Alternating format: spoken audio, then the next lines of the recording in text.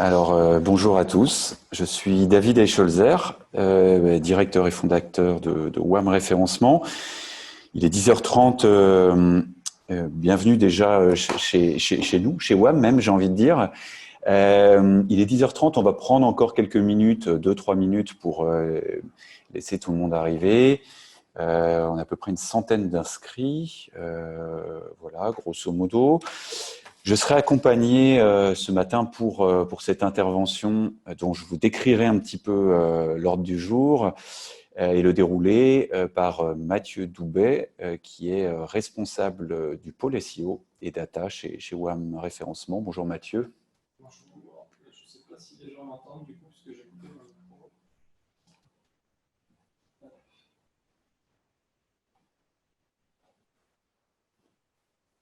Voilà, c'est là. Bonjour à tous.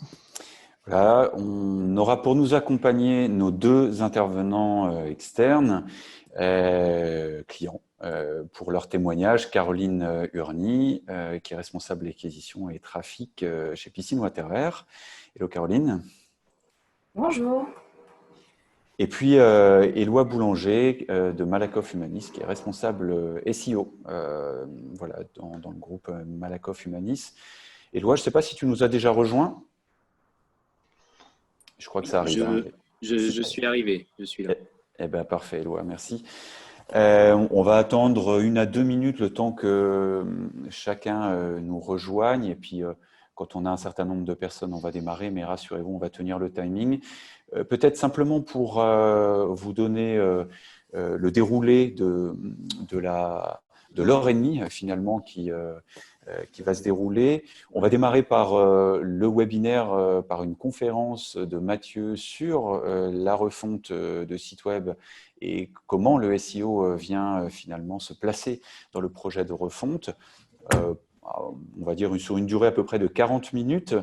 Et sera suivie cette conférence par une table ronde, par un échange et un témoignage de Caroline et d'Éloi sur une série de questions qui fera écho aux éléments que nous avons vus dans la conférence. Voilà, pour donner de la perspective. Et naturellement, sur cette deuxième partie, vous serez invités à poser vos questions. Donc surtout, vous n'hésitez pas à nous poser vos questions. Et on en sélectionnera quelques-unes pour y répondre. Voilà. Et puis, on va dire jusqu'à midi, et on ne sera pas avare de 5 à 10 minutes complémentaires si besoin, selon le nombre de questions. Je regarde le timing, il est 10h33. Mathieu, qu'en penses-tu? On démarre? Oui, alors je suis encore en train de valider les dernières personnes qui sont en train d'arriver. Oui. Déjà, est-ce que peut-être dans le chat, vous pouvez nous dire si vous entendez bien tout le monde?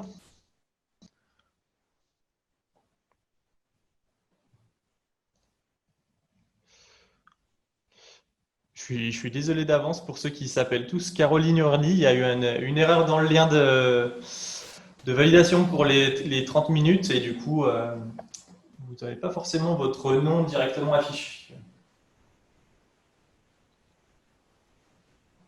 Impeccable. Hop. Très bien. Le son semble parfait. Écoutez, très bien. Ce que je vous propose, c'est pour tenir le timing et par respect pour les personnes qui sont venues à l'heure et qui sont ponctuelles, eh bien de démarrer. Il est 10h34. Mathieu, on te laisse la parole pour démarrer ce webinaire. Très bien.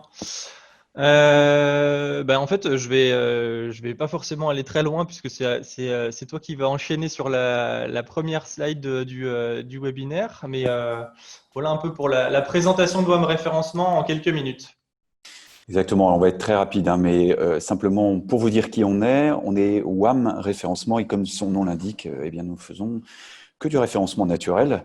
On s'est vraiment spécialisé sur cette question-là depuis 2008. Voilà nos métiers, référencement naturel technique, puisque c'est historique, la création de contenu. Et dès la genèse du projet, WAM s'est doté d'une rédaction interne avec rédacteur, graphiste, secrétaire de rédaction, chef de projet. Les relations presse, WAM Référencement est également une agence de relations presse. C'est pour la partie diffusion de contenu et ce que le SEO appelle historiquement la création de liens. On a fait le choix de la voie royale, c'est-à-dire se mettre dans le sillage de la communication de la marque pour obtenir des liens depuis les médias par un travail de relation presse. La web analyse, puisque WAM est une entreprise qui drive ses projets et ses stratégies par la data, et bien sûr la transmission de notre savoir et des compétences par la formation SEO, contenu et relations presse. Voilà, donc quelques références clients et puis c'est aussi une manière de vous dire que le sujet d'aujourd'hui, la refonte de site web, on en a quelques-unes à notre actif. Parmi les références que vous voyez là actives, il y a bon nombre de refontes que l'on a accompagnées, et la conférence de Mathieu prend clairement l'expérience de WAM en exemple naturellement. Ok, du coup je vais me lancer. Eh ben, c'est parti. Donc on est aujourd'hui pour ce webinaire, l'idée c'est de vous partager vraiment les bonnes pratiques du référencement naturel à prendre en compte pendant une refonte.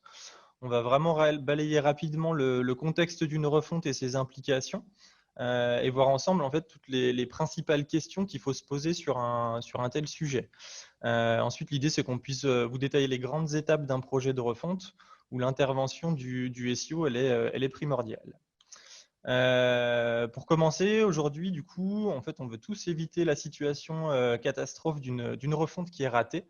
La courbe que vous voyez ici, elle peut être celle de votre trafic SEO, de votre nombre de mots-clés positionnés, ce que vous allez retrouver sur SEMrush, etc. Ou dans vos outils de tracking. Ça peut être vos conversions, etc. On veut tous éviter ça. Et ici, je pense que voilà, on est d'accord pour dire que ce n'est pas l'objectif. Et là, on est sur à peu près, en général, 30% de baisse après une mise en ligne. Et ça, c'est quelque chose qu'on veut vraiment éviter. Vous voyez que derrière la mise en ligne, il y a une courbe qui est vraiment qui est flat, où ça ne remonte pas. Il n'y a pas de progression derrière. Et du coup, nous, ce qu'on va plutôt essayer de viser comme objectif, et ce qui est un peu plus réaliste, en tout cas, quand on tient à travailler le référencement naturel, c'est ce qu'on appelle une situation de ressac chez WAM Référencement. En gros, vous voyez qu'après la mise en ligne, vous êtes dans une période qui est instable. C'est le temps que Google revienne sur votre site, prenne en compte les nouvelles pages s'il y en a, les nouveaux contenus, etc. Et vous compare avec les concurrents. Et derrière, ça commence à remonter assez rapidement et vous allez avoir quelque chose qui reprend des couleurs, on va dire ça comme ça. Et c'est simple, en fait, hein, vous changez complètement de site, donc Google doit redigérer l'information. Ce qu'on veut, en gros, nous, c'est plutôt potentiellement une courbe qui sera sur cet autre exemple, où on est dans une refonte qui est vraiment indolore. Vous avez un trafic qui progresse sans s'arrêter. Là, c'est plutôt peut-être une situation un peu plus rare quand il n'y a pas de ressac. On va dire que c'est un objectif qu'il faut essayer de se fixer. L'explication la plus courante quand tout se passe bien, c'est que vous allez être sur une refonte où potentiellement vous fusionnez deux entités, par exemple. Donc, il y a un domaine qui va intégrer un autre ou qui va rajouter une section au sein du site. Et là, le principe, simplement, c'est faire en sorte que toutes les étapes se soient bien passées pour arriver à ce genre de situation. Et du coup, pour essayer d'être soit dans cet exemple-là où tout s'est bien passé, soit dans l'exemple précédent, vous avez un ressac et puis après, ça repart à la hausse, on va devoir se poser des questions. On en a sélectionné 4 principales. Pourquoi, quand, qui et comment. On n'a pas mis combien, même si ça peut être un facteur qui explique grandement la réussite d'un projet. On va vous laisser mettre d'un sujet pareil. Et donc, si on commence par la première question, le pourquoi, ici, on va avoir vraiment autant de réponses que de besoins et potentiellement d'entreprises et de décisionnaires. Mais on va quand même vous présenter pour nous ce qui sont les plus grands facteurs de déclenchement d'une refonte. Donc, première question, pourquoi ? Potentiellement, vous allez avoir le besoin de faire évoluer vos outils. On va retrouver 2 grands outils qu'on utilise sur le web, notamment le Content Management System qui est le CMS. Là, vous allez pouvoir éditer vos contenus quand vous allez être sur un changement de CMS, une montée en version, etc. Potentiellement, ça entraîne des changements sur le front et le back. Vous avez des changements au niveau des URL qui sont quasi systématiques quand vous changez vraiment de CMS. parce que c'est propre à comment l'outil a été construit. Et là, simplement, l'idée, c'est de se dire, bah voilà, il y a un changement de design, il y a un changement d'arborescence. Et vous, votre objectif, quand vous changez ça, c'est de pouvoir gérer vos contenus plus simplement ou ajouter une nouvelle partie à votre site web, ajouter, je sais pas, du e-commerce, un multilingue, par exemple, ce genre de choses. Et puis, typiquement, sur du e-commerce, vous allez retrouver une notion de gestion de produits, ce qu'on appelle le PIM, qui est vraiment une partie back qui va venir se plugger à votre site web. Et quand vous allez changer des choses au niveau de cet outil-là, très souvent, vous allez avoir une modification du front. Alors, ça va être à gérer au cas par cas, comme d'habitude, hein, mais c'est des choses qui peuvent expliquer une refonte. Ensuite, une autre raison maintenant, la mise à jour du design du site. L'implication sur le SEO, elle peut être légère comme très forte. Ça va vraiment dépendre de ce que vous allez faire. Si vous changez juste les couleurs et les images, en gros, l'impact est vraiment faible, mais c'est assez rare que vous fassiez ça. Et l'idée, c'est que si vous changez vraiment beaucoup de choses, peut-être ce que vous pouvez essayer de faire pour limiter l'impact vis-à-vis de votre SEO, c'est conserver vos URL. Si vous arrivez à les conserver et à simplement modifier le code qui se présente pour chaque page, on va dire la mise à jour sera un peu moins violente pour Google. Le temps qu'il redécouvre vos pages n'existe plus. Il garde les mêmes qu'avant. Donc, il a simplement besoin de mettre à jour le code source et l'expérience que les gens peuvent avoir de vos pages. Donc ça, c'est quelque chose qui peut expliquer aussi une refonte. Vous allez avoir les changements de domaine. C'est quelque chose qu'il ne faut vraiment pas sous-estimer parce que vous changez de nom de domaine, vous changez toute l'autorité de votre site au final. L'URL est différente. Vous allez vous retrouver dans des cas comme la mise en place d'un blog. Vous changez de répertoire vers un sous-domaine. Vous avez potentiellement un site mobile dédié en m.votrenom.fr par exemple, et vous allez passer sur quelque chose d'unifié en responsive. Ça, c'est des choses qui vont enclencher des refontes systématiquement. Le passage à une PWA, c'est quelque chose qui peut être également un gros chantier technique. Je ne vais pas forcément rentrer aujourd'hui dans le détail de ce qu'est une PWA, etc. On peut répondre par chat si vous avez des questions, mais c'est Progressive Web App. Et l'idée, c'est vraiment d'essayer de transformer votre site web pour qu'il agisse un peu comme une application. Si c'est quelque chose qui vous intéresse, en gros, le principe, c'est que vous pouvez charger des éléments en arrière-plan. Le meilleur exemple, c'est de se dire sur un site e-commerce, un internaute qui est en train de naviguer dans une page de catégorie de produits. Pendant qu'il navigue et qu'il regarde les produits, vous pouvez tout à fait charger la fiche produit derrière. Donc, dès qu'il va cliquer sur une vignette produit, ça va se charger instantanément dans son navigateur. C'est des expériences qui peuvent être un peu sympas. Et puis, il y a l'accès au contenu qui est hors connexion, qui est une fonctionnalité un peu phare, c'est que vous chargez les éléments en amont et du coup, l'internaute, quand il interagit avec votre site, en fait, il n'est pas bloqué par le chargement. Donc, même s'il n'a pas Internet pendant un moment, il peut quand même continuer de naviguer quand il est dans le métro ou autre, quoi. Donc ça, c'est des choses qui entraînent des refontes. Surtout là, sur une PWA, c'est quelque chose qui peut être assez technique.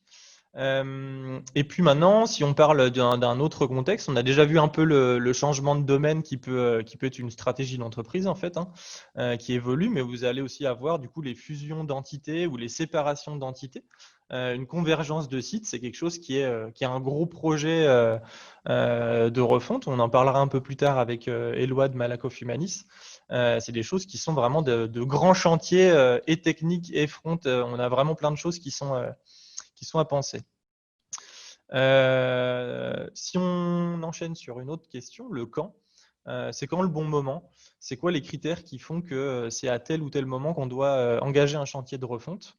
Eh bien, la première des réponses, le premier élément qu'on peut vous présenter, c'est en fonction de la roadmap de vos équipes.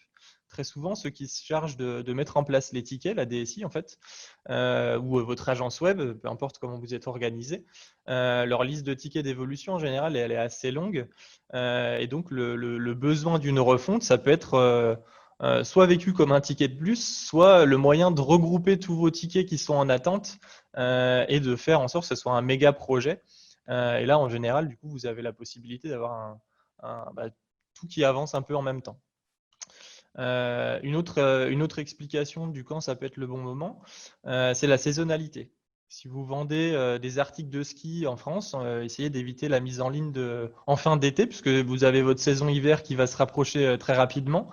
Et du coup, vous allez plutôt essayer de privilégier une mise en ligne vers mars-avril en fin de saison. Comme ça, vous avez la possibilité de régler toutes les petits couacs qui viennent avec une mise en ligne pour que tout se passe bien pendant la basse saison.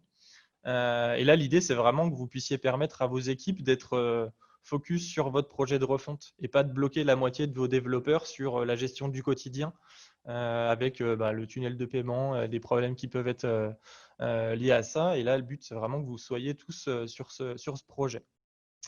On va reparler notamment de cette partie saisonnalité avec Caroline Urny de WaterAir qui nous présentera on va dire l'expérience qu'elle a vécue par rapport à sa refonte après.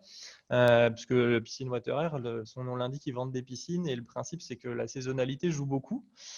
Mais du coup, pour enchaîner, moi, de mon côté, sur les autres facteurs de qui, vous avez la gestion de l'urgence.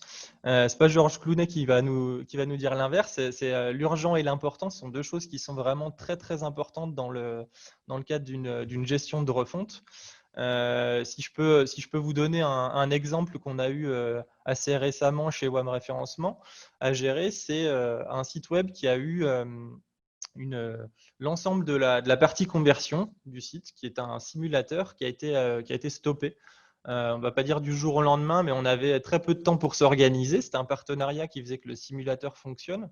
Le partenariat s'arrête et du coup, le site ne peut plus convertir. Au final, on peut tout à fait avoir du trafic, mais par contre, la conversion ne fonctionne plus. Et donc là, il y a un projet de refonte qui s'enclenche très rapidement pour permettre la continuité du service.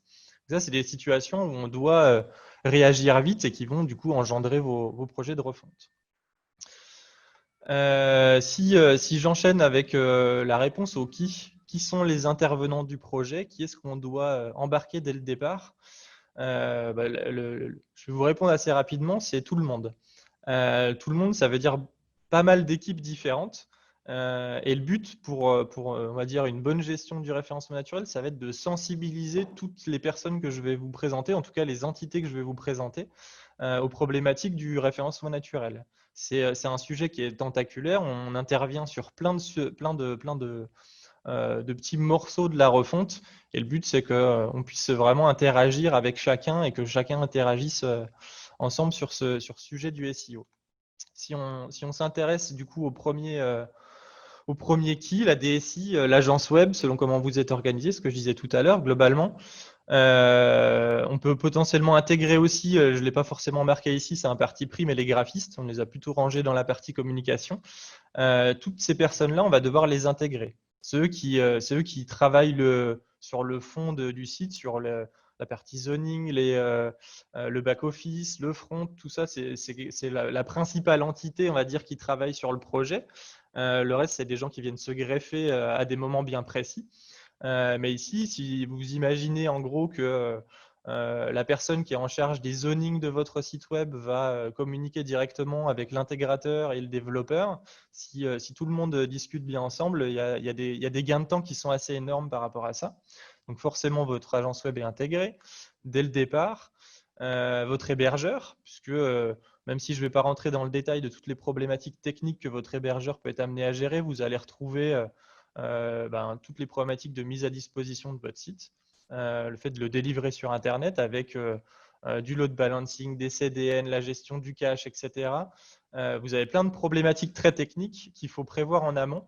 Et ça, c'est des choses qu'il faut vraiment organiser avec votre hébergeur. Ça évite un peu les problèmes de charge quand vous avez votre site qui est sorti, qui est tout beau, tout neuf, et puis quand vous passez sur Capital le dimanche soir, en fait, il n'y a plus qu'une page blanche. C'est votre hébergeur qui va vous éviter ce genre de situation. Un autre acteur, vous avez donc le service communication. On associe la com vraiment, nous, à la notion de design. Ils vont se charger du logo, de la charte graphique, du design system potentiellement. Ceux qui vont driver les maquettes graphiques. Ceux qui choisissent le ton, l'image de la marque, la charte éditoriale. Donc, ils ont un impact qui est vraiment très important sur la gestion du site. D'ailleurs, peut-être que vous, dans les personnes qui nous écoutent, vous êtes plutôt dans un service de communication qu'au marketing ou dans une DSI. Et du coup, l'idée, c'est que vous allez être vraiment des personnes qui sont associées au projet dès le départ. Peut-être dans la fin du webinaire, quand on aura la table ronde, il y a Eloi d'Humanis qui vous parlera notamment de l'importance d'associer la communication à tout ce projet de refonte. Il y a vraiment des implications sur la validation des contenus qui sont vraiment importants à prendre en compte. Et là, l'idée, c'est peut-être d'insister là-dessus pour que vous compreniez bien les implications de la com dans le projet. Ensuite, vous avez le service juridique. Je vais passer rapidement, mais il ne faut vraiment pas oublier de prévenir ces personnes, puisqu'en fait, c'est eux aussi qui vont s'assurer de la validation sur l'aspect légal des contenus. Qu'est-ce qu'on dit dans une page offre, par exemple? Est-ce que c'est des choses qu'on a le droit de dire de telle ou telle manière? Et ça serait vraiment dommage, quelques jours avant la mise en ligne, de se rendre compte qu'en fait, il y a la moitié des contenus qui sont des contenus importants qui ne peuvent pas être publiés. Ce serait un gros point noir sur un projet de refonte. Vous allez avoir le service marketing également. Là, je suis assez réducteur avec cette slide et l'image que j'ai mis dedans, mais le message que j'aimerais bien vous faire passer avec le service marketing, c'est vraiment comptez sur vous. J'inclus le SEO et WAM référencement là-dedans, parce que pour nous, le SEO, c'est vraiment une affaire de marketing. Et l'idée, c'est vraiment qu'on doit être les responsables de la performance une fois que le site est lancé. Donc, c'est nous qui devons vraiment être très à fond sur les validations à chaque étape, s'assurer qu'on a bien tout ce qui est nécessaire pour que tout se passe bien en fait, et que tout le monde retrouve ses petits à la mise en ligne. Et puis, le dernier acteur qu'on va citer ici, c'est le CODIR, le COPIL de votre entreprise qui va devoir être tenu au courant de l'avancement du projet. Ils ne vont pas forcément être intéressés par les détails du quotidien, mais par contre, ils vont être intéressés par l'avancement du projet et dans les grandes lignes, on va dire ça comme ça. Il va falloir leur donner des KPI qui sont très concis, très précis, sans rentrer dans le détail de choses qui ne sont pas hyper importantes. Et donc, le référencement dans tout ça, c'est des choses qui sont autour de la sensibilisation des problématiques du référencement naturel. On intervient auprès de tous les intervenants dans le SEO pour que le projet il soit mené à bien. L'idée, c'est vraiment de retenir que le SEO doit être l'affaire de tous et c'est lors de toutes les étapes qu'on va voir après que le SEO doit être pris en compte. Donc, on aide vraiment à la coordination des équipes, à transmettre l'information pour que à chaque étape, le message passe bien d'une personne à l'autre au sein du projet. Et là, comme je vois que le temps passe pas mal, je vais essayer d'accélérer un peu, mais Justement, Mathieu, c'est un point important. Rassure-toi sur le temps, on est à 20 ouais, minutes, donc ok. on est parfait. On peut prendre, ou pas tout à fait 20 minutes, donc on est dans les temps. Ce qui est important, c'est de prendre un peu le temps justement sur la partie comment, parce que Ok. là, on vous ouvre un petit peu plus la boîte de Pandore du projet SEO, avec aussi des livrables, hein, parce que il faut être un petit peu plus concret. Tu as fixé le décor. Ouais, Et là, on rentre vraiment dans le vif du sujet. On c'est t'écoute ça. pour la suite. En fait, là, la réponse c'est comment, enfin la question, pardon, c'est comment est-ce qu'on fait pour que tout se passe bien. Donc, le fameux titre de notre webinaire. Et là, la réponse, c'est l'organisation. Si on est passé par les étapes précédentes que je vous ai montrées, on a déjà bien bordé les choses et on part du bon pied. Maintenant, c'est l'organisation du projet et de tous les intervenants qui va faire que le projet avance et qu'il avance bien, qu'il avance dans les temps et dans le bon sens, et que tout le monde retrouve, comme je disais, ses petits à la mise en ligne et que le site soit performant. La bonne volonté de tous les intervenants, je ne vous le cache pas, elle va aussi pas mal jouer. C'est à ne pas négliger selon les équipes qui sont à votre disposition pour le projet. Bon, on va rester sur le SEO, on va laisser le management de côté. Et donc, ce que je disais, c'est que c'est vraiment une question d'organisation. Et comme des refontes, nous, chez WAM, on en a vu passer quand même un certain nombre désormais. Pour nous, il y a vraiment 3 points clés qu'il faut essayer de respecter au maximum. Donc, premier est la timeline du projet qui doit être partagée à tous au niveau de tous les intervenants que je vous ai présentés avant. Si vous connaissez les attentes, le rendu de tout un chacun, vous pouvez mieux vous organiser. Vous avez la possibilité de mieux respecter les délais qui sont définis au départ. Et surtout, si vous avez une déviation à un moment donné pour une raison X ou Y de votre timing, vous savez qui alerter au niveau de l'étape qui suit. la personne qui doit se servir de votre travail pour avancer, si vous ne pouvez pas lui donner à temps, lui, son planning doit se décaler également. Donc ça, c'est quelque chose qui est vraiment très important, une timeline partagée à tout le monde dès le départ. Une définition des rôles et des responsabilités de chacun. Tout le monde doit savoir ce qu'il doit faire et quand. Ça ne doit pas toutefois empêcher un chef de projet d'alerter et de prévenir tout le monde quand il y a des échéances qui se rapprochent. Par contre, ça peut vraiment être très valorisant, par exemple, pour une personne d'être identifiée comme étant le responsable de tel ou tel sujet. Donc, il ne faut pas hésiter à nommer des personnes ou des équipes responsables d'un sujet particulier. Et puis après, vous avez la communication entre les différentes personnes, donc les canaux de communication. Au départ, vous avez une DSI, vous avez la com, vous avez le marketing, vous avez votre hébergeur, etc. Ils ont tous des canaux de communication spécifiques en général, même si vous pouvez peut-être avoir un Slack commun pour toute votre entreprise. Globalement, chacun est organisé un peu comme il veut. Et la création d'un projet de refonte, c'est d'essayer de prévoir un seul canal pour que toute la documentation, tous les échanges qui sont passés ou en cours ou à venir soient au même endroit. Tout doit être partagé et accessible à tous.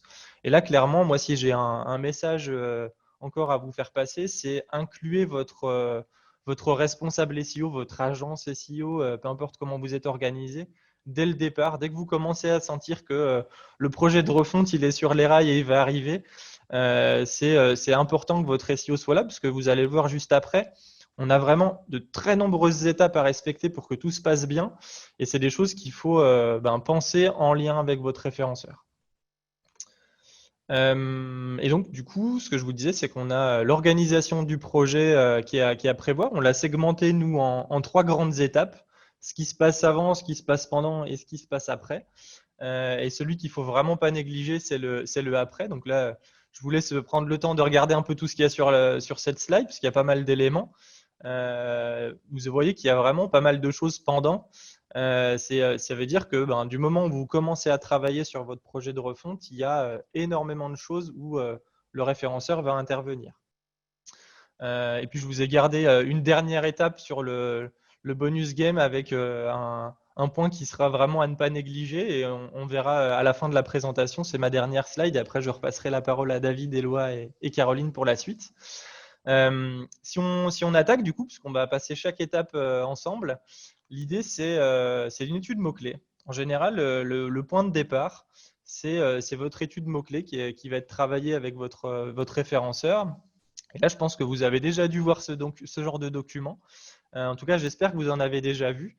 C'est censé être le cœur de votre stratégie SEO. L'étude mots-clés, c'est ce qui vous permet de faire un constat de visibilité, de comprendre comment les internautes vous recherchent, ou en tout cas, cherchent ce que vous allez vendre ou les produits et services que vous avez en stock.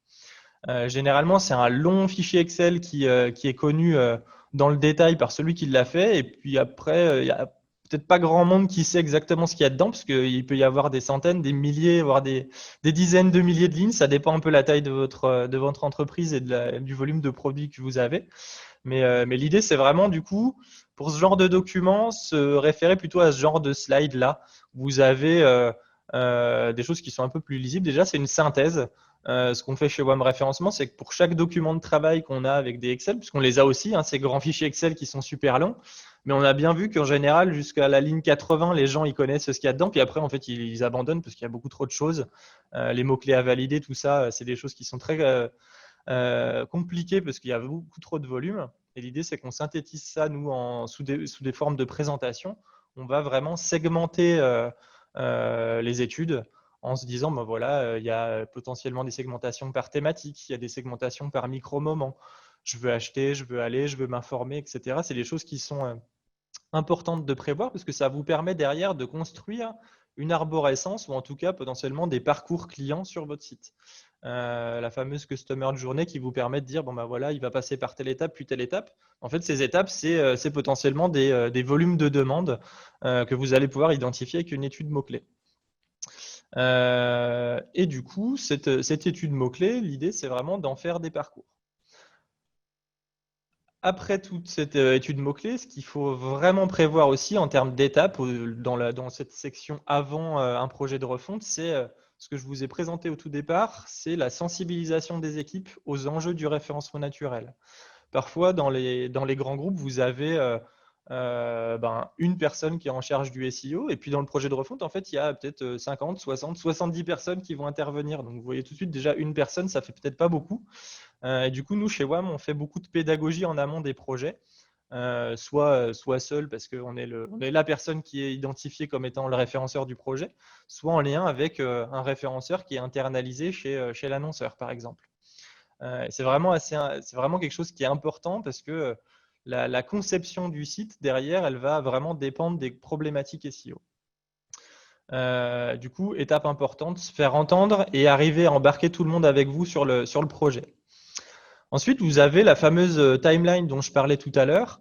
Le projet de refonte, vous allez pouvoir en fait le cartographier, vous allez pouvoir le segmenter en plein de petites étapes. Et ces étapes, vous allez pouvoir les identifier avec telle ou telle personne qui est responsable de tel ou tel sujet. Donc là, vous avez une grande carte qui vous permet de voir par sprint, donc les découpes pour la partie DSI. On en reparlera un peu après. Ils ont une organisation qui est bien spécifique. Mais en gros, tous ces sujets, cette vision, ça vous permet d'être paré et de faire face à l'adversité. Derrière, vous le couplez avec un fichier de suivi qui peut être Excel, Trello, vous avez un peu ce que vous voulez comme organisation, mais où pour chaque sujet, vous avez un intervenant, vous avez le responsable et puis la deadline qui est fixée avec un statut de progression qui vous permet de savoir où vous en êtes. Et ça, c'est partagé avec tout le monde, comme ça, chacun sait où tel sujet en est. Vous avez également une étape sur les focus group qui vous permettent de vraiment organiser la co-construction de votre projet. Je ne sais pas, j'ai peut-être déjà perdu quelques personnes avec le nom de la slide, mais l'idée, c'est que vraiment, vous allez aller piocher des personnes des différents services, des différents key qu'on a vus tout à l'heure, et vous allez les mettre autour d'une table pour co-construire une arborescence, des zonings, des fonctionnalités sur votre site. Vous savez, c'est les réunions avec les post-it qu'on va coller au mur en justifiant le pourquoi on trouve tel ou tel point utile, important, indispensable. Je ne vais pas rentrer dans l'organisation de ces ateliers, mais si vous voulez que tout le monde retrouve ses petits à la mise en ligne, c'est un bon moyen d'avoir l'étape qui suit qui convient bien, à savoir l'arborescence. Le fichier un peu énorme que votre collègue il peut s'amuser à imprimer en format A3 qui scotche après pour bien voir tout ce qui se passe sur le site.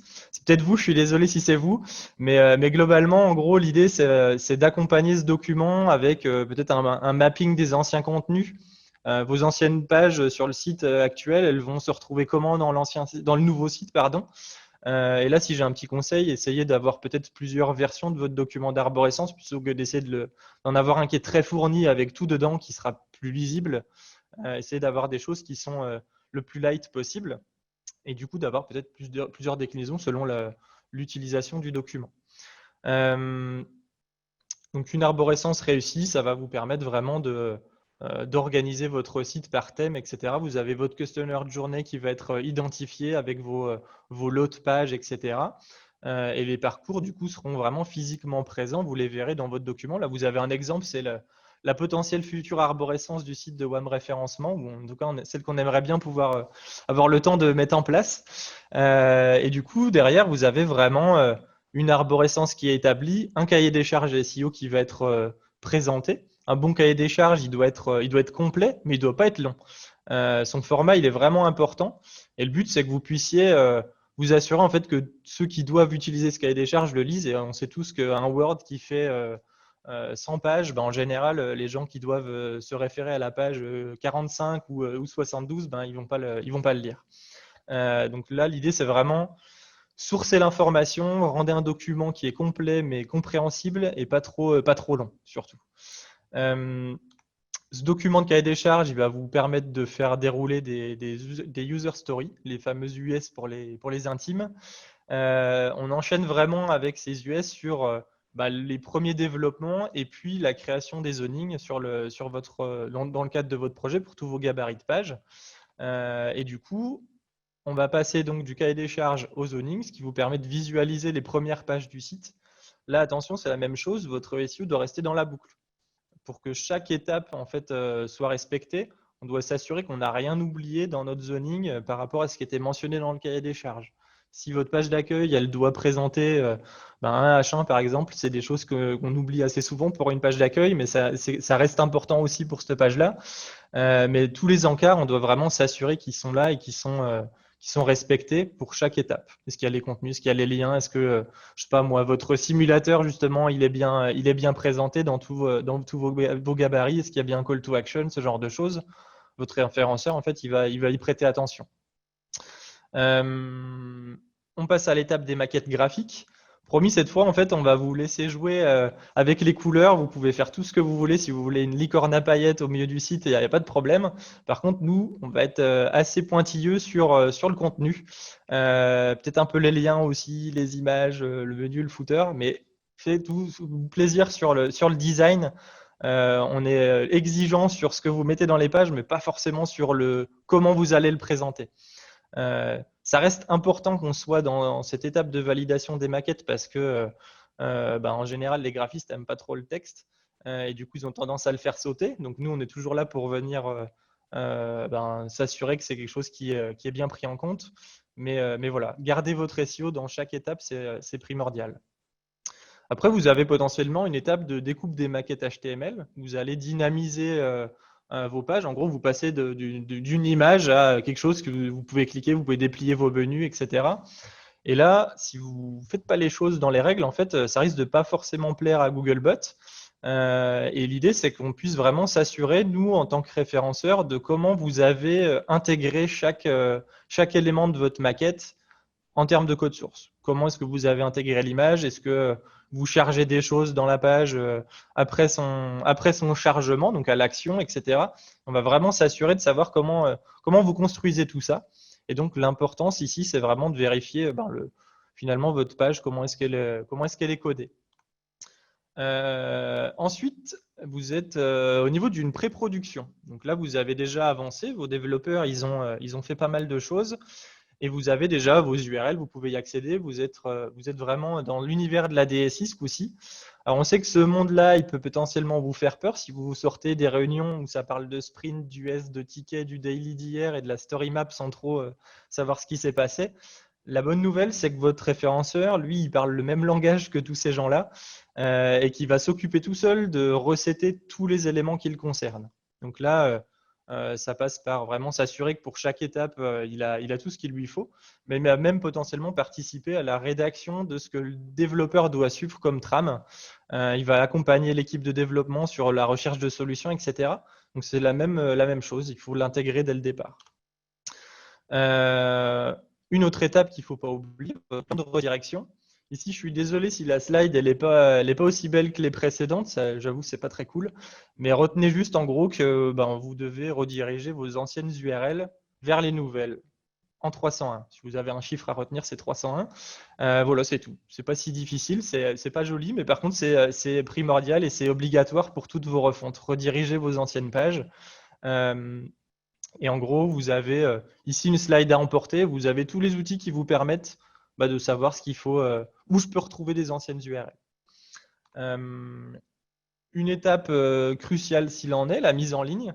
Ici, c'est un peu le débarquement du Googlebot qui va s'engouffrer sur votre nouveau site. Et là, pour votre SEO, c'est le rush. C'est-à-dire que lui, il doit s'assurer que la maison, elle tient debout.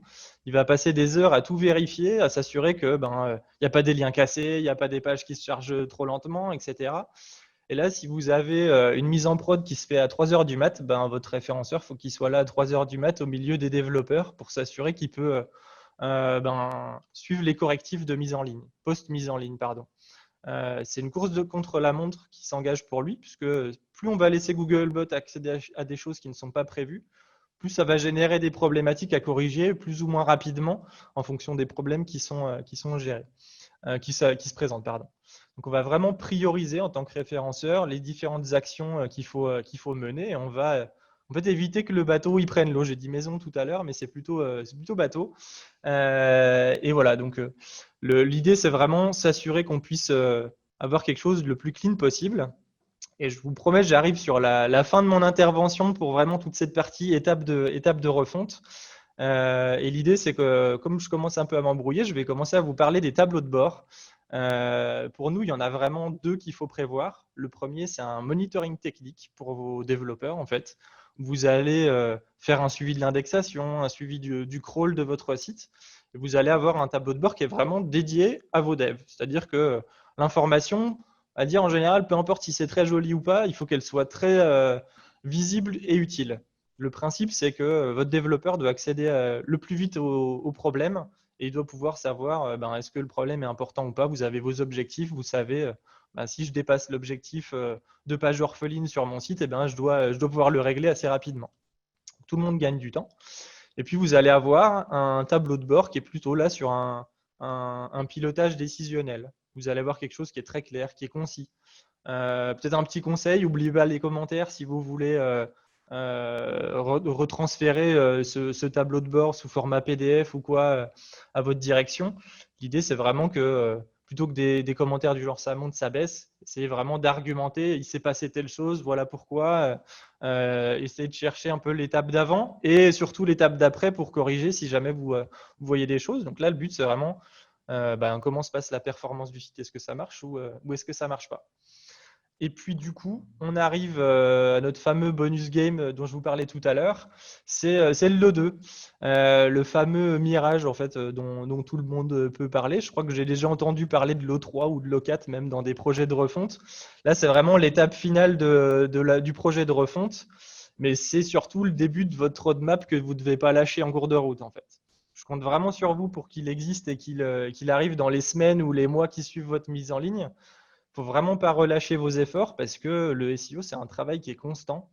C'est un travail qu'il faut prendre à bras le corps, à plusieurs. En fait, quand on est tout seul, c'est très compliqué. Donc, il faut vraiment impliquer tout le monde. Et voilà, en fait, j'ai terminé avec toutes les étapes de refonte.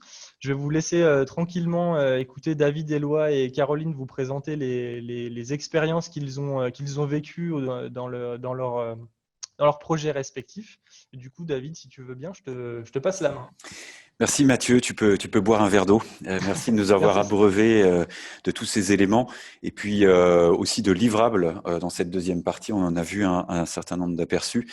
Et comme tu l'as fait remarquer, ce sont des repères, mieux, ce sont des prises indispensables pour tous les acteurs du projet pour comprendre ce qui se passe. Voilà, le SEO est transverse, on l'a bien compris. Le SEO intervient comme un chef d'orchestre auprès de tous ces acteurs. Alors justement, moi, j'aimerais qu'on puisse écouter maintenant Caroline Eurny de Piscine Waterer et Éloi Boulanger de Malakoff Humanis pour témoigner de ce qu'on vient d'entendre en vous posant différentes questions, Caroline et Éloi. Et puis, voilà, l'intérêt, c'est que pour notre auditoire, il y a aussi un ressenti, même si on n'était pas que sur de la théorie, mais bien de la pratique. Moi, j'aimerais revenir sur plusieurs éléments. Une première question à vous poser, on va démarrer par toi, Caroline, c'est déjà le contexte. Quel était le contexte de la refonte du site Piscine Waterer et puis, allez, tout de suite, je te glisse une deuxième question, c'est quelle était la plus grosse difficulté à surmonter? Puis on rentrera plus dans les détails. D'accord. Donc, bonjour à tous.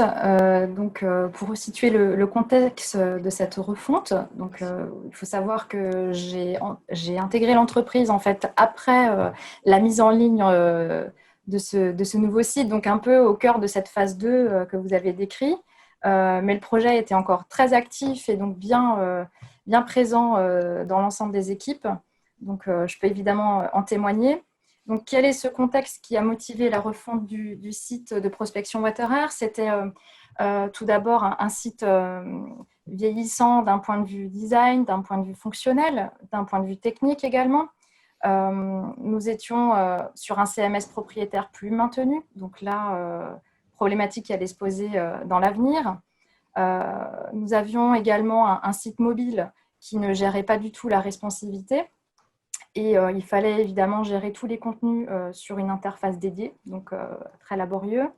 Et ensuite, évidemment, toute une galaxie de sites à l'international avec un back-office par site. Donc, c'était assez laborieux pour gérer l'ensemble du contenu. Donc, pour nous, c'était vraiment devenu primordial et urgent de changer pour nous permettre de revenir dans le match et de pouvoir faire rêver nos prospects, bien évidemment. L'objectif, c'était d'avoir un site performants qui nous permettaient de capturer du lead et bien sûr d'alimenter nos forces commerciales à la fois en France mais aussi à l'export. Et bien sûr de retrouver un CMS unifié, un socle unique qui allait nous permettre en fait, d'être autonome sur la gestion de contenu à l'international en fonction des différents pays et des différentes langues sur lesquelles nous communiquons, d'avoir cette logique de mobile first en fait et de responsivité, aussi d'être plus conforme d'un point de vue sécurité, mine de rien, puisqu'un CMS non maintenu, c'est plus forcément conforme d'un point de vue sécurité. Et puis ensuite, faire le choix de l'open source, c'est aussi un moyen de peut-être se faire plus facilement accompagner par différentes agences qui ont cette connaissance du CMS. Voilà, et puis de pouvoir faire évoluer le site et de progresser dans le temps. Oui, ça fait une belle roadmap avec des enjeux forts. Ouais. Très bien, merci pour ces premières précisions. Éloi, je me tourne vers toi, je te pose la même question. Est-ce que tu peux nous en dire plus sur le contexte de la refonte chez Malakoff Humanis? Oui, alors déjà bonjour à tous. Donc nous, au final, le contexte de la refonte, ça a été un changement de domaine.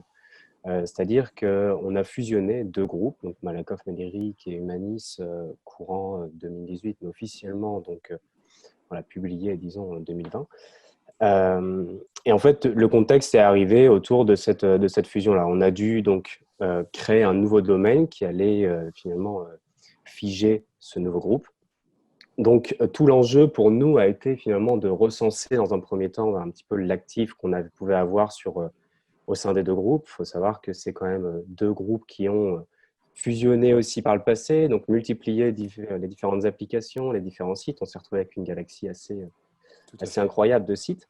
Donc, il y a eu tout ce premier enjeu-là. Il y a eu après un enjeu évidemment de réunir finalement tous les besoins qu'on pouvait avoir au sein du groupe.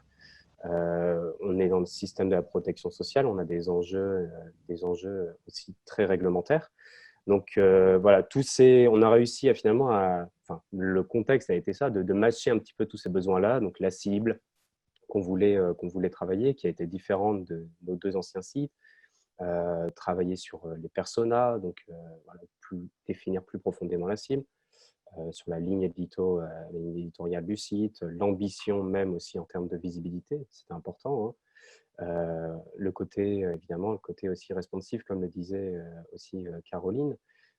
Tous ces éléments-là, finalement, ont permis de penser à un changement de domaine et puis à la création d'un nouveau site.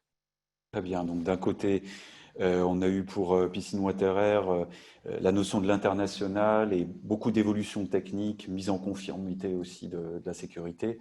Et puis, Éloi nous disait, contexte de fusion, on va revenir sur ce point-là parce que c'était un gros morceau, super intéressant. Alors, j'ai envie de vous poser la question pour la question suivante, Mathieu, si tu veux bien, c'est on va rentrer encore un peu plus dans les détails, mais d'après vous, quelle a été ou quelles ont été les plus grosses difficultés à surmonter? Caroline, je reviens à toi. S'il y en avait qu'une, quelle était la plus grosse difficulté lors de cette refonte? Pour nous, effectivement, ça a été cette forte exigence technique de vouloir faire converger en fait, l'ensemble de nos sites vers un même domaine, en prenant en compte les X versions de langues pour les différents pays dans un seul socle, dans un seul CMS. Et donc, c'est vrai que cette approche multi-site, multilangue a apporté énormément de complexité. Il a fallu, bien évidemment, organiser toute la réintégration de l'ensemble des contenus de part et d'autre. Donc là, la difficulté à laquelle on a été confronté, c'est probablement un peu une sous-estimation de notre agence technique sur ce temps nécessaire à cette récupération. Ce qui fait qu'on a dû un peu tous mettre la main à la pâte finalement en interne aussi pour un peu répondre à cette urgence de planning. Et bien sûr gérer l'ensemble des redirections, ce qui a été un travail assez colossal. Et là, pour ça, on a bien été accompagné par WAM. Très bien. Mais je crois qu'à un moment donné, on vient tous à effectivement lever les manches et à mettre les mains dans le cambouis pour la dernière ligne droite. Je crois que c'est un classique. C'est un classique. Éloi, je te pose la même question. Quelle a été ou quelles ont été les plus grosses difficultés? Je le redis, il y avait un contexte de fusion, donc on peut imaginer qu'il y en avait un certain nombre. J'ai dû sélectionner. Non, mais C'est honnête. voilà, ça a été un projet très intéressant, mais forcément, évidemment, avec aussi son lot de difficultés, hein.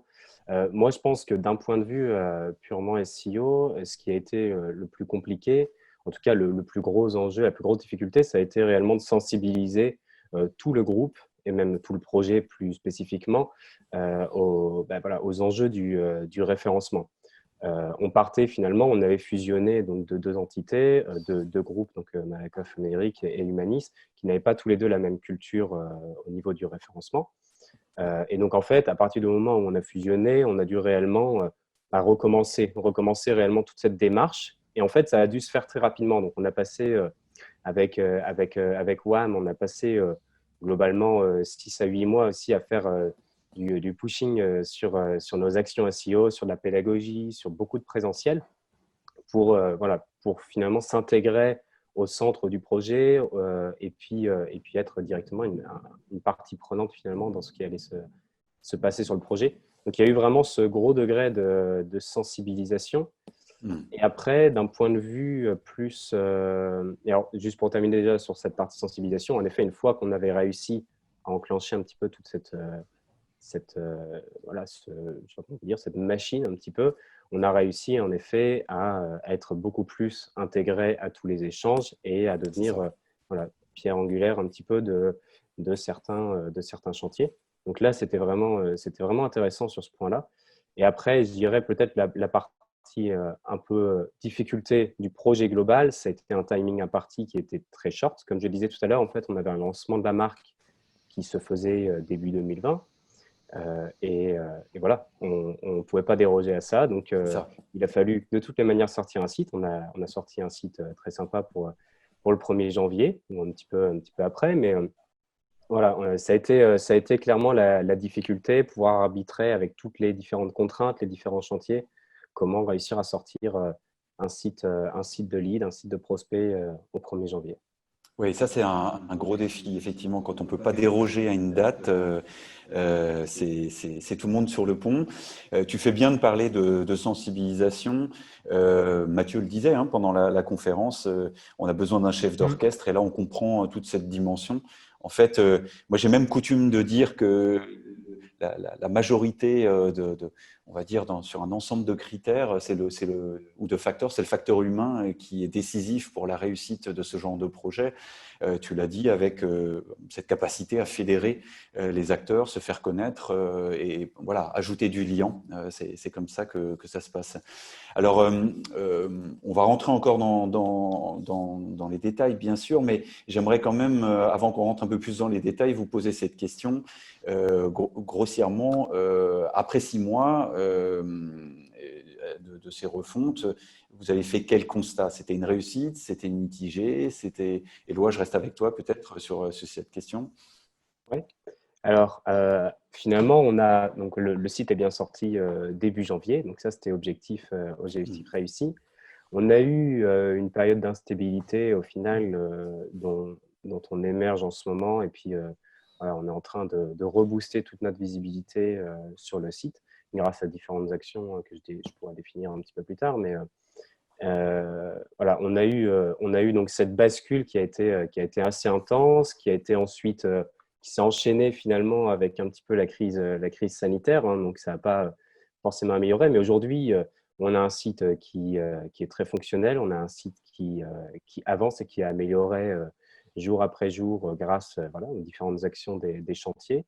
Nous, on vient aussi apporter notre pierre à l'édifice avec nos différentes actions. On a des actions un peu en fil rouge sur des optimisations qu'on n'aurait peut-être pas eu le temps de faire auparavant et puis qu'on avait planifié pour la suite. On a ça, on a tout un calendrier éditorial aujourd'hui qui est chargé, qui est réellement créé dans le but de venir redonner cette visibilité au groupe.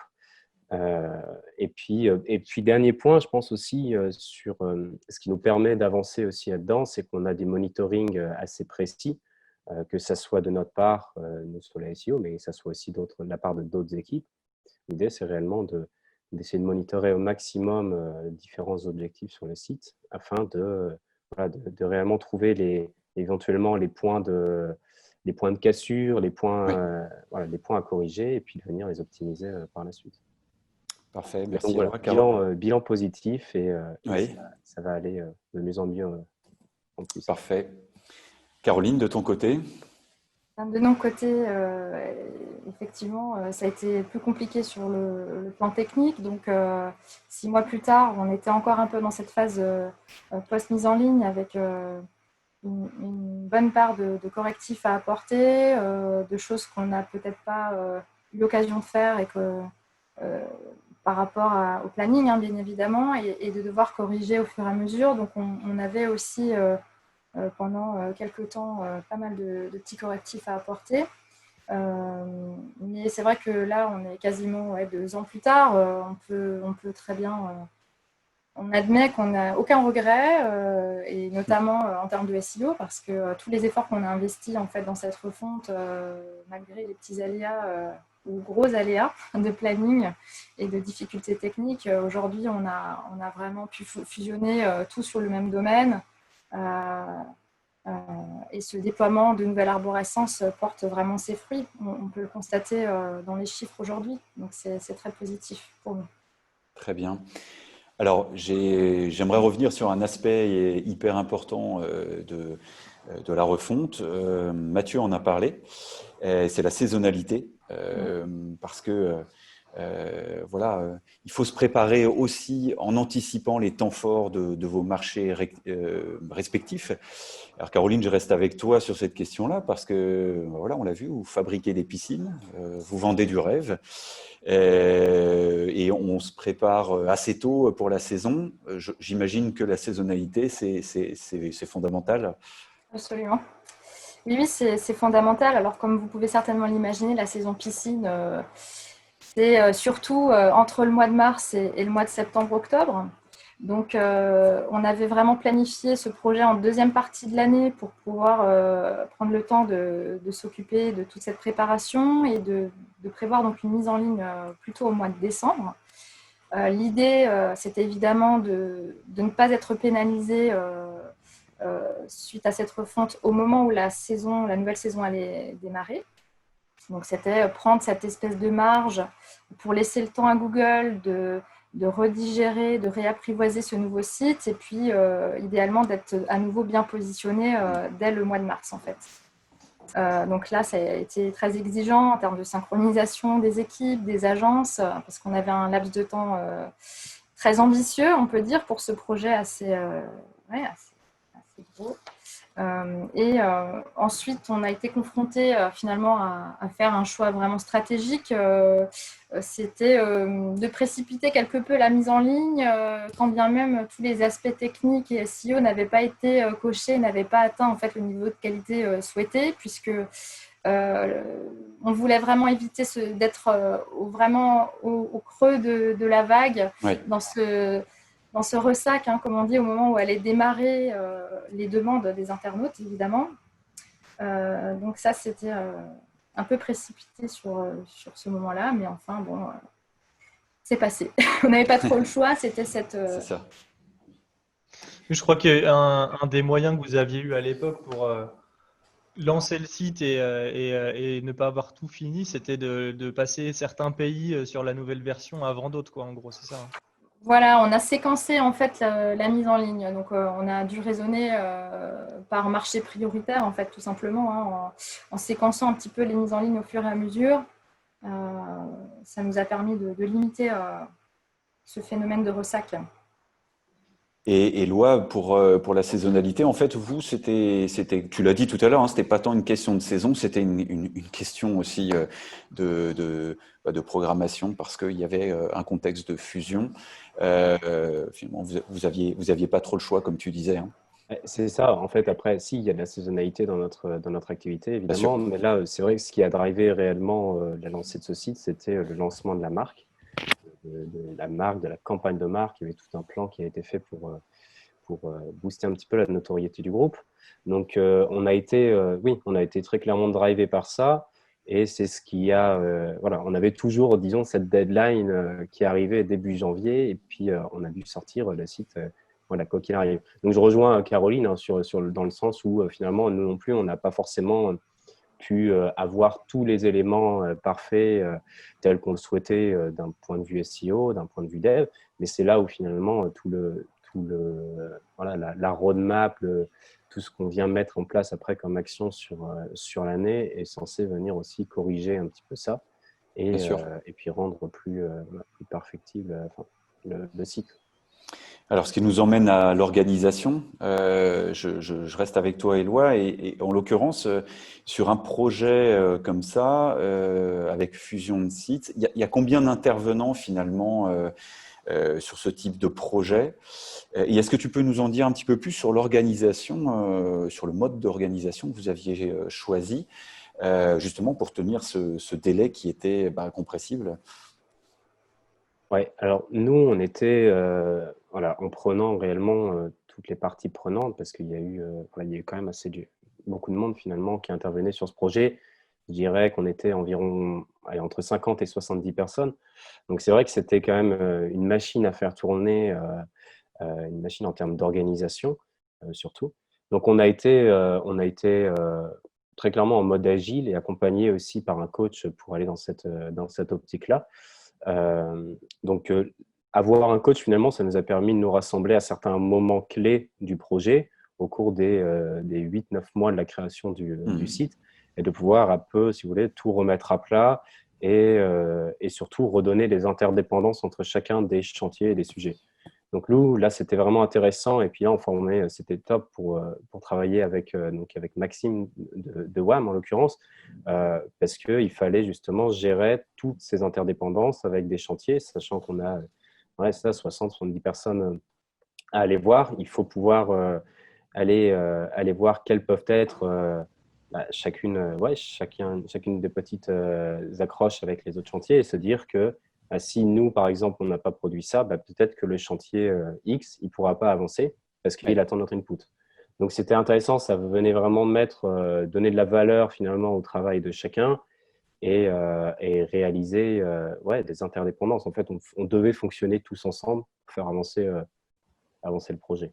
D'accord, donc il y a, j'imagine, aussi beaucoup de présentiel, ne serait-ce que pour se montrer, pour que Maxime puisse être identifié comme l'expert SEO, parce que là, Ouais. tu parles de plus de 50, 60 personnes, c'est colossal, quoi. Oui, c'est ça. En fait, on a beaucoup fonctionné en atelier pendant une bonne partie de l'année. Mhm.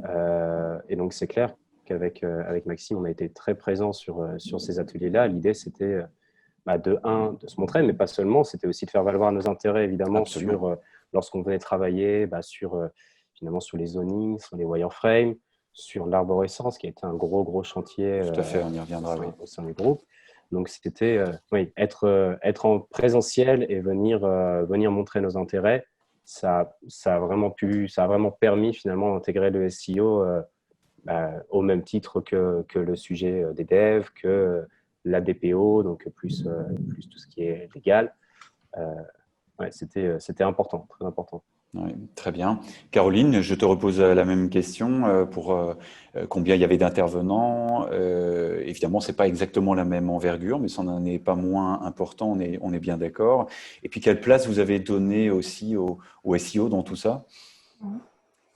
Alors, écoutez, en interne, je pense qu'on était environ 8 à 10 personnes en faisant intervenir différents profils issus de différents services, que ce soit le marketing avec une implication de chef de produit piscine pour avoir un regard à apporter dans ce projet de refonte, mais aussi bien sûr la communication, notamment la directrice de la communication, notre pôle web qui était impliqué avec notamment une personne en particulier qui était porteuse du projet en interne, qui, elle, a pris vraiment à cœur tous les aspects SEO directement au niveau du cahier des charges. Donc, c'était de suite prise en compte et ça faisait partie donc, des exigences que nous avions.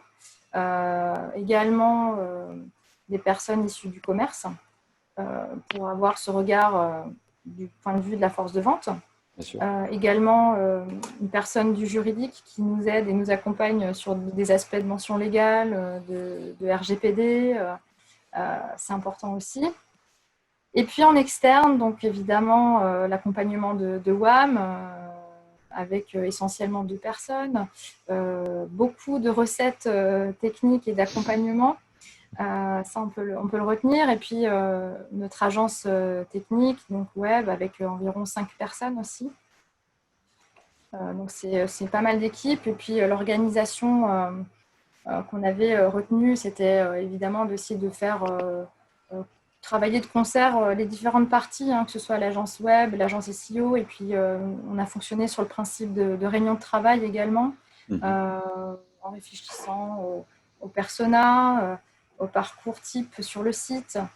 Et donc, voilà, nous avons avancé ensuite vers l'arborescence qu'on a validé avec vous, basé sur vos recommandations.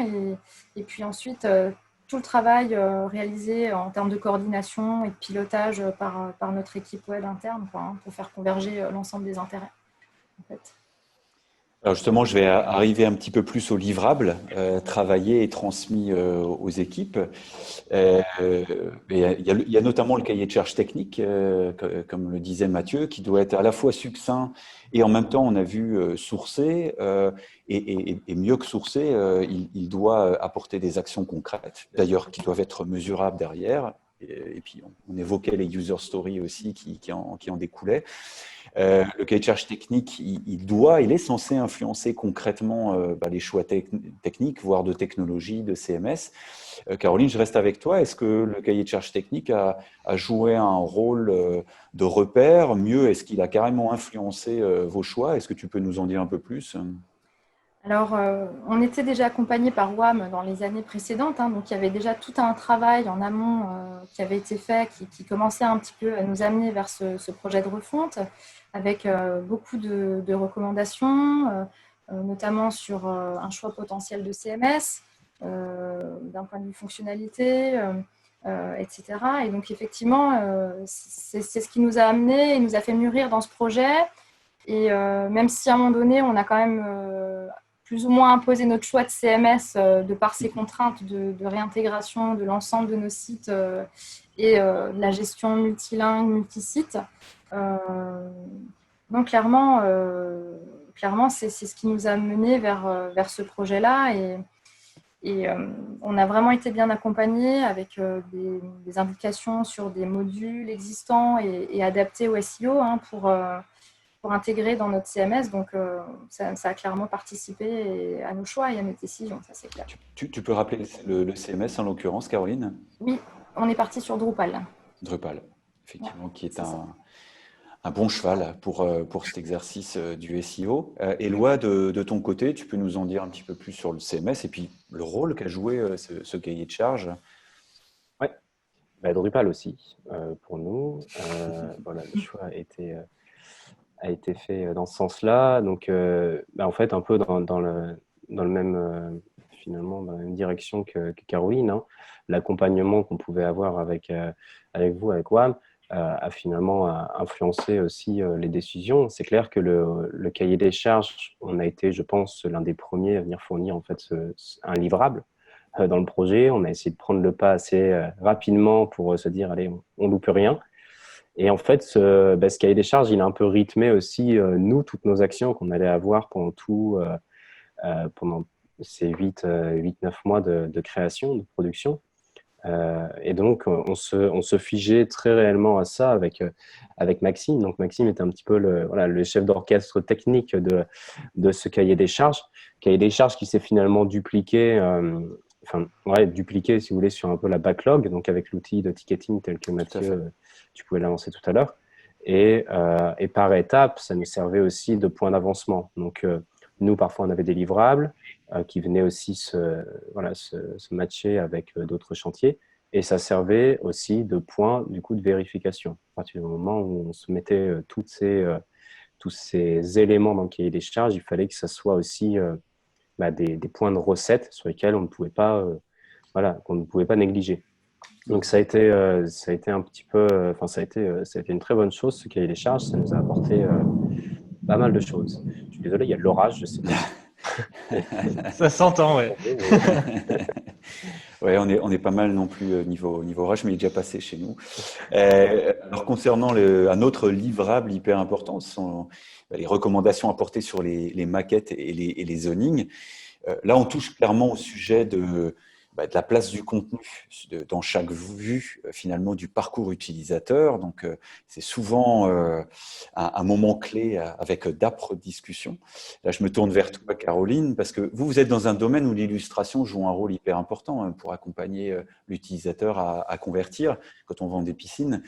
Alors, moi, ma question, c'est, voilà, est-ce qu'il a fallu convaincre comment vous avez arbitré finalement entre la place des illustrations, du contenu nécessaire pour le SEO, évidemment. Oui, c'est clair. Comme on l'imagine, pour donner envie aux gens de plonger avec nous, si je peux me permettre l'expression, il faut qu'on les fasse rêver. Donc, évidemment, le visuel est très important. Et après, on est un peu face aussi à cette difficulté dans l'exercice, c'est qu'aujourd'hui, les gens lisent de moins en moins. Ils ont tendance à scanner un petit peu les pages. Ce qu'ils vont retenir essentiellement, ce sont les visuels, hein, les photos, les vidéos, les infographies. Donc, on a quand même fait ce choix de donner la part belle au visuel. Il y a des photos très immersives. Dans la mesure du possible, on alimente aussi avec différentes vidéos, mais on a beaucoup travaillé quand même les pages de contenu avec des descriptifs de nos piscines et de nos équipements de façon assez importante. Donc, ensuite, il a fallu aussi gérer cette problématique de poids des pages pour ne pas perdre en performance, parce que comme vous le savez, Google est très sensible à ça. Donc, dès qu'on va sur du visuel ou de la vidéo, le poids des pages peut rapidement en être impacté. Donc, il y a eu également un très gros travail d'optimisation de pages. Et finalement, on se retrouve avec un combo belle photo et du contenu qui nous permet de répondre finalement à l'ensemble des attentes, à la fois des internautes et aux exigences de Google en termes de SEO. Donc, voilà, on a trouvé le juste équilibre. Oui, c'est une bonne étude de cas, Piscine Water, je suis d'accord, parce que évidemment, les premières maquettes qu'on avait vues étaient, et à juste titre, très graphiques, mais vous avez su trouver le bon équilibre et convaincre aussi en interne hein, de l'importance et de l'intérêt du contenu sur le parcours. Alors justement, en parlant de parcours, Éloi, je sais que vous avez poussé la logique du parcours utilisateur assez loin sur le site Malakoff Humanis, notamment à travers la notion des micro-moments que tu évoquais un petit peu tout à l'heure. Là aussi, tu peux nous en dire un peu plus? Ouais, sur le projet, on a eu une équipe design qui était très présente finalement via la présence donc de CX, du X, qui nous ont, voilà, qui ont bien travaillé finalement toute cette notion de parcours, cette notion de customer journey en fait, de notre persona cible majoritaire. Et ça, en fait, ça nous a vraiment aidé, surtout sur le plan SEO avec Maxime, à essayer de définir un petit peu comment nous, on allait penser à l'arborescence en fonction de ces moments et aussi toute la stratégie éditoriale qui allait venir derrière. Donc aujourd'hui, finalement, c'est vrai que ce découpage en moments de vie, en micro-moments, on l'a aussi réutilisé donc sur l'édito. Et en fait, nous, notre objectif, donc on travaille avec vous, c'est d'arriver à montrer la contribution d'une URL dans la conversion. Donc, en alliant finalement des moyens, disons, assez simples en fait, pour scorer certaines pages sur lesquelles nos utilisateurs arrivent, on va arriver en effet à cerner un peu nos utilisateurs et voir dans quel cas il est amené à convertir ou dans quel cas il est amené à plutôt lire du contenu. Donc on travaille aujourd'hui, on a beaucoup travaillé là-dessus, on continue finalement à travailler sur cette dimension-là au travers de nos monitorings et puis au travers de toute la dimension, de toute la dynamique édito qu'on est en train de mener. au sein du Oui, groupe. ça ferait un beau sujet de webinaire aussi, cette notion de parcours et de micro-moments et puis effectivement de la contribution d'une URL, d'un groupe d'URL dans une conversion, parce que vous avez poussé la logique assez loin, effectivement, et on s'en rend compte quand on arrive sur le site. Voilà, par profil, c'est quelque chose qui a été très bien travaillé. Peut-être lors d'un autre webinaire en l'occurrence. J'aimerais aborder, parce qu'on aurait plein d'autres questions à vous poser, mais la question cruciale de la migration. Alors, je vais rester avec toi, Éloi, parce que c'est un gros morceau, cette refonte, et dans le contexte de fusion. Donc, c'est évidemment une étape déterminante, la migration. Dans un contexte de fusion, il y a différents sites, différentes technos. Donc là, l'étape de migration, faut accoucher de l'étape. Là, c'est un gros morceau. J'aimerais bien que tu nous témoignes un petit peu ton ressenti pour cette étape de migration. En fait, je dirais que la migration, nous, on l'a d'abord travaillé au travers de l'arborescence, finalement, Ouais. l'arborescence du nouveau site.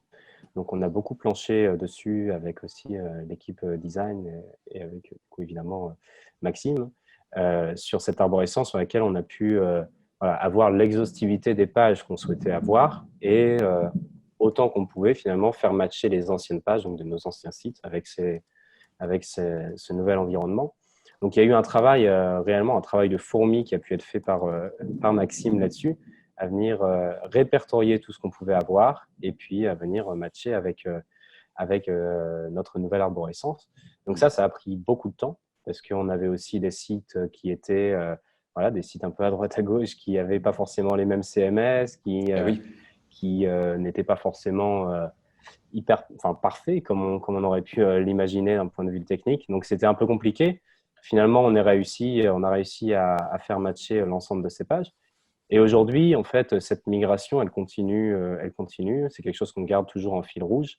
On a un chantier donc dédié parce que, voilà, lors de la fusion, on a quand même découvert une galaxie de sites qui gravitaient autour de nos deux anciens groupes. Et aujourd'hui, le but, c'est clairement d'arbitrer un petit peu ces sites, de voir lesquels sont utiles pour le référencement ou non. Il y en a beaucoup qui sont plus intéressants parce que nous, globalement, on a cerné ce qui nous intéressait d'un point de vue visibilité. Aujourd'hui, ça reste quand même, voilà, nos anciens domaines sont encore bien actifs, donc il faut les rapatrier petit à petit sur notre nouveau domaine. Et ça, Ouais. c'est encore un gros sujet qui va durer, je pense, encore une année peut-être, quelque chose comme ça. Oui, d'accord. Un travail au long cours. Surtout, on ne le fait pas dans la précipitation, quoi. Non, c'est ça. Ouais. D'accord. Et Caroline, de votre côté, d'autant que vous changiez de domaine, du moins vous faisiez évoluer le domaine, notamment parce qu'il y avait cette problématique de l'international que tu soulignais au départ. Oui, tout à fait. Donc, il y a eu cet énorme travail d'identification des pages, site après site, langue après langue. Donc, c'était un travail de fourmi, comme le disait Eloi tout à l'heure. Donc là également, on a à nouveau été bien accompagné par WAM dans ce plan de migration et dans la préparation des redirections. Et puis, nous avons évidemment dû le faire par étapes également, puisqu'on a un peu différé l'intégration de certains sites dans le domaine principal. Je ne vous cache pas qu'on a eu quelques petits couacs qui sont intervenus. On a pu avoir deux sites qui ont cohabité sous deux URL différentes au même moment, du coup avec un contenu très similaire, donc attention duplication. Voilà, quelques écueils, mais bon, finalement, on a pu réussir à cette étape très importante avec succès. Et aujourd'hui, on a réussi à réintégrer l'ensemble des sites de façon 100% intacte, si je puis dire. Concernant cette refonte, si l'un et l'autre, finalement, si vous prenez un peu de recul, est-ce que vous referiez pareil? Est-ce qu'il y a des aspects qui manquaient? Quels éléments vous auriez voulu mieux travailler avec un peu de recul? Caroline, je te laisse la parole. Écoute, ce qui manquait surtout, c'était du temps. Oui, Qu'est-ce qu'on changerait? Ce serait de prendre davantage de temps, de mieux nous préparer, de faire courir le projet plutôt sur un an que sur 6 mois. Donc, C'était un sacré challenge compte tenu de cette envergure, 25 domaines et plusieurs langues pour certains. Donc, En effet. il y avait cette saisonnalité qu'il ne fallait pas rater. Donc, on n'a pas eu le choix. Donc, de toute façon, une mise en ligne en décembre, c'est ce qui nous convient le mieux a priori, mais je pense qu'il aurait fallu démarrer plus en amont. En fait, on a pris pas mal de temps sur toute la partie, toute la phase de conception et les différentes validations en interne, en fait. Et au final, on s'est un peu retrouvé à compresser le temps nécessaire au développement technique, à la phase vraiment technique pure et dure. Et clairement, c'est pas ce qu'on recommande de faire. Il faut prendre le temps, Oui. faut laisser le temps au temps. Et je pense qu'on n'était vraiment pas prêt pour faire ça, mais on a dû trancher à un instant T. Et puis voilà. Donc après, on avait toute une liste de correctifs encore à mener, de corriger des contraintes techniques qui n'ont pas forcément été mises en place de façon correcte par notre agence technique. Voilà, des choses à corriger. Mais voilà, c'est vraiment le temps, prendre le temps de bien anticiper et puis de ne pas sacrifier une étape pour étendre un objectif, quoi. Très bien. C'est pas ça. Et en même temps, ne pas avoir de regrets, comme tu l'as dit tout à l'heure. Oui, oui, c'est ça. Et Éloi, de ton côté, je te repose la même question. Quels aspects éventuellement manquaient? Comment vous auriez voulu peut-être mieux travailler? Et en même temps, j'ai l'impression en t'écoutant que le fait qu'il y ait eu un timing à respecter, bah, ça vous a fait accoucher du site. C'est intéressant aussi comme approche. Ouais, on n'avait pas le choix. Donc, c'est clair que ça a été vite. Je pense que d'un point de vue projet, si on avait eu plus de temps, c'est pareil, hein. Je pense que tout aurait été aussi plus… on aurait pu poser plus de choses, on aurait peut-être pu voir des choses différemment et puis ne peut-être pas mettre des priorités là où on en a pu en mettre en début de projet.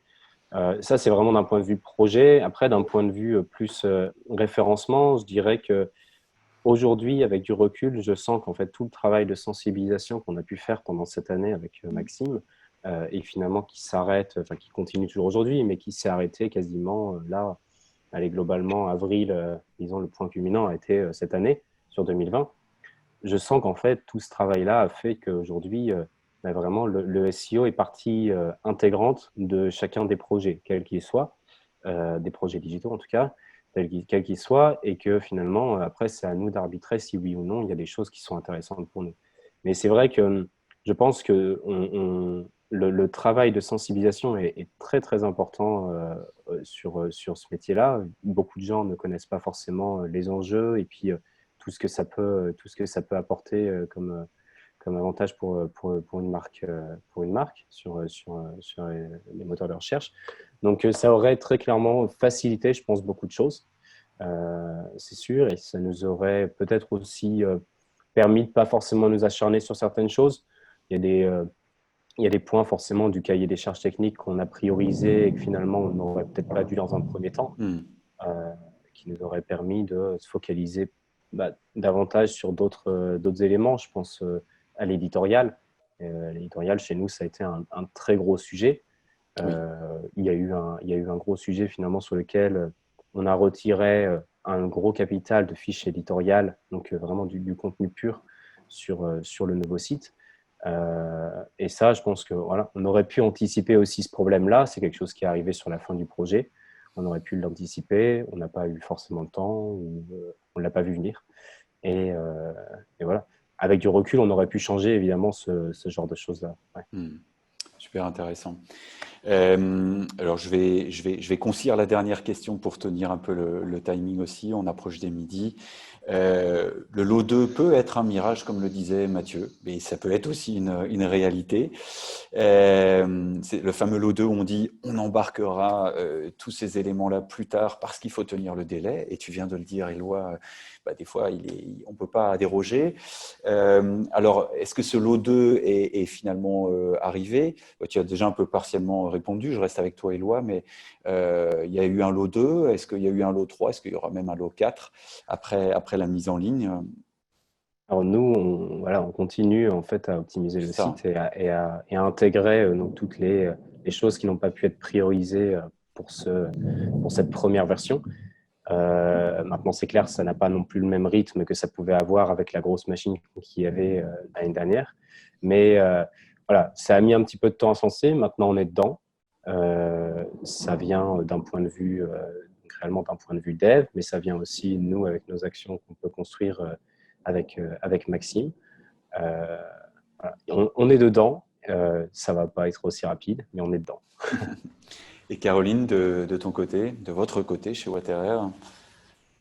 Alors, clairement, le lot 2, ça n'a pas été un mirage du tout pour WaterAir, je le confirme. C'était même un prérequis parce que je pense que si nous ne l'avions pas entrepris, on ne serait probablement pas aussi visible qu'aujourd'hui sur la toile. Donc, bon, évidemment, ce lot 2 a consisté notamment à des lots de correction SEO techniques sur quelques semaines, voire quelques mois.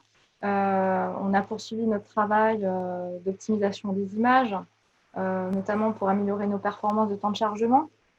Et puis, un peu, ça a embarqué aussi toutes ces petites choses qu'on n'avait pas pu traiter dans l'urgence et qui finalement ne touchaient pas forcément l'utilisateur, l'internaute d'un point de vue fonctionnel, d'un point de vue visuel, mais de rajouter des briques en fait, de choses qui nous permettaient de monitorer notre site, de nous apporter des éléments d'analyse aussi. Donc, c'est des choses qu'on ne voyait pas, mais qui pour nous étaient quand même vraiment importantes. Et puis, mine de rien, dans cette refonte, on a surtout repris du contenu existant. On a eu quelques créations de contenu, mais finalement, le lancement du travail éditorial ne s'est fait qu'après la mise en ligne. Et on a vraiment démarré tout ce travail de réécriture, d'actualisation du contenu, de développement de nouvelles thématiques, en fait, qu'on a entrepris sur la base aussi de vos recommandations. Et ça s'étale dans la durée. Donc, aujourd'hui encore, on poursuit ce travail de fond. C'est vraiment une tâche de fond. Et puis, on a vraiment pu aussi être un peu au cœur du savoir-faire transmis par notre président qui a pris part lui-même en fait à notre comité de pilotage Intéressant. éditorial. Et pour nous, c'est un échange très positif puisqu'on a vraiment amélioré nos connaissances produits tout simplement dans l'équipe de rédaction. Donc, c'est vraiment top. Et voilà, aujourd'hui, on voit cette création de contenu comme un vrai investissement, en fait, puisque c'est à la fois la première vitrine qu'on offre à nos futurs clients pour les faire rêver, pour les accompagner dès le début de leur projet. Et puis, c'est ça, en fait, finalement, que valorise Google aujourd'hui, c'est le fait qu'on n'écrit plus bêtement pour le moteur, on écrit vraiment pour des personnes. Donc, le contenu est au cœur du sujet. Oui, c'est clair. Oui, c'est une course de fond, comme vous le dites. Et puis, on comprend bien en vous écoutant, effectivement, qu'il faut séparer la coquille du contenu. Voilà, parce qu'il faut revenir sur les contenus, finalement, sans cesse. Quand on est dans un contexte de fusion, là, on a encore une difficulté à la difficulté parce que la communication change aussi. Il faut que ça se retranscrive partout, jusque dans les contenus. Et on comprend parfaitement que vous n'ayez pas pu embarquer tous les contenus dès la sortie, surtout avec un timing à respecter. C'est évident. C'est un travail de fond, c'est clair. Écoutez, il est 11h57. Je pense qu'on peut clôturer. Ouais. Je vous remercie beaucoup, Caroline, Éloi, de votre riche intervention et de tout ce que vous nous avez témoigné, parce que c'est super intéressant et ça nous replonge dans ces beaux projets. Merci d'avoir donné écho à cette présentation. Merci, mon cher Mathieu. Merci à toi pour la présentation. D'avoir été aux commandes avec brio de ce webinaire. Et puis, pour ceux qui nous écoutent encore, une trentaine de personnes, et je l'ai précisé tout à l'heure, il y a un replay qui est en préparation avec un article aussi pour les principaux messages à retenir qu'on vous transmettra d'ici quelques jours. Peut-être même rapidement, on mettra la présentation sur SlideShare pour partager au moins le support, quoi. Tout à fait. On est magnanime et généreux, je crois, chez WAM. Alors, on va pas déroger à la règle. Grand merci à tous. Et puis, à très bientôt alors. Merci à tous. Merci à WAM. Merci. Merci. Merci à vous deux encore.